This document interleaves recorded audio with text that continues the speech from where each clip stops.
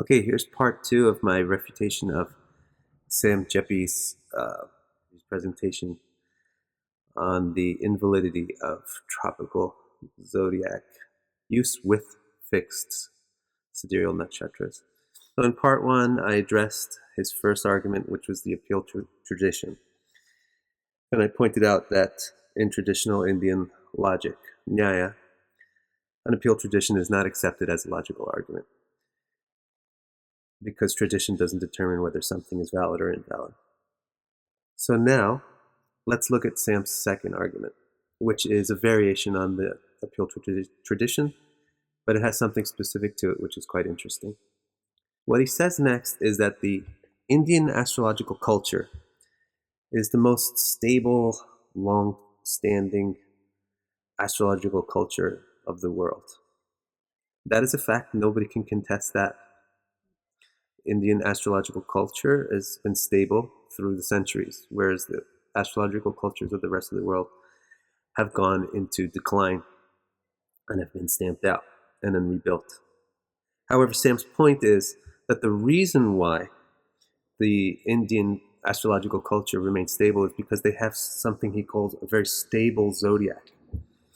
And because they have a stable zodiac, then their astrological system is so much more accurate and correct than everybody else's. As for stable zodiac, both zodiacs, the sidereal zodiac and the tropical zodiac, are both stable. Let's review what the difference is between the sidereal zodiac and a tropical zodiac.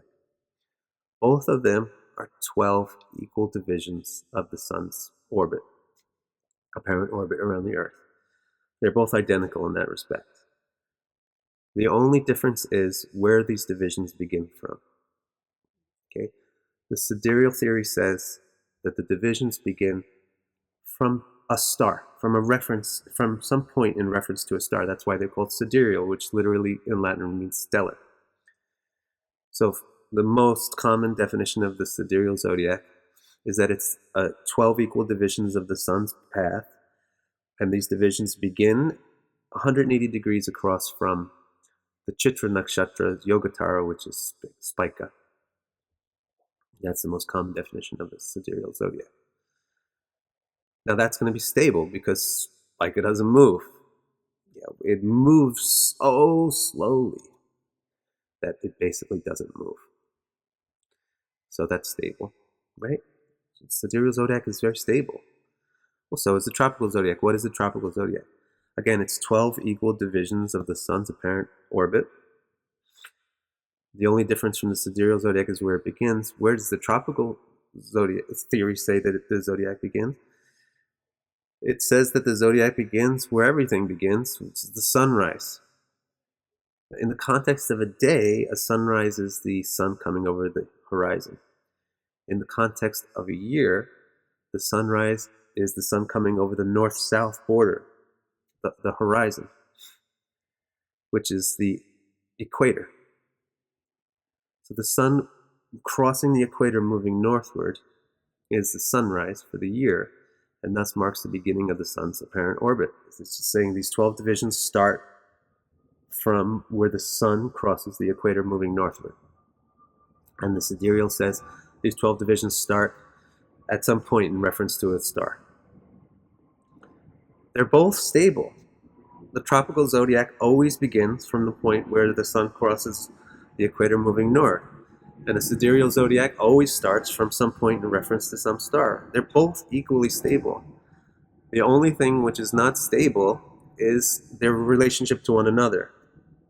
The stars which will be rising when the sun rises over the equator will gradually change over the centuries, because the stars are drifting in relation to the equinox point, which at least this is how Surya Siddhanta presents it. It says that the stars drift backwards. So it's actually the stars that are moving. Motion is relative. If you're standing on the sidewalk, then you don't seem to be moving. The cars seem to be moving. But if you're in the car, then the person on the sidewalk seems to be moving backwards. Motion is always relative. So If your point of view is from the stars, then it looks like the tropical framework is moving. If your point of view is the tropical framework, then it looks like the stars are moving, because they're both moving in relation to each other. Okay? So this argument that the sidereal zodiac is stable and the tropical zodiac is not is completely fallacious. It's just completely wrong. Okay? The second part of the argument that Sam gives is that the reason why India's astrological culture has been so stable over the centuries is because it's so great and it's so accurate, and everybody else is so inaccurate. Where is the statistical evaluation to demonstrate empirically that Indian astrology is more accurate than other systems of astrology? That statistical data does not exist. So pretending that it exists is not logical or scientific. You can go ahead and make a statement that your astrological system is better than everybody else's, but at least put an asterisk on it and say this statement has not been evaluated by the US FDA.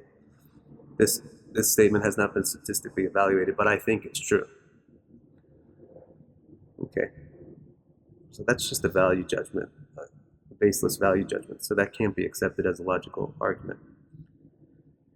So what does Sam have here?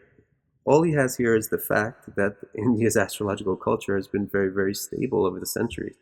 But it's non sequitur. The fallacy in this argument is non sequitur.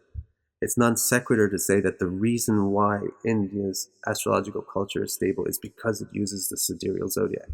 That's a non sequitur fallacy. So then why is it so stable? It's simply the socio-political climate of Europe and Arabia changed dramatically, whereas the socio-political climate of India didn't. After the Mughal invasion, and especially after the British invasion, and now with globalization, only recently is India undergoing rapid cultural change. But Europe and Arabia underwent massive cultural change due to religious culture changing. In Europe, Hellenistic astrology was stamped out in the 6th, 7th, and 8th centuries as a result of the rise of the Holy Roman Empire, where the Christian church took the position that astrology represented a pre-Christian pagan way of thinking, and therefore should be destroyed. And so, due to the rise of that culture in Europe, astrology was decimated and later rebuilt in the medieval period.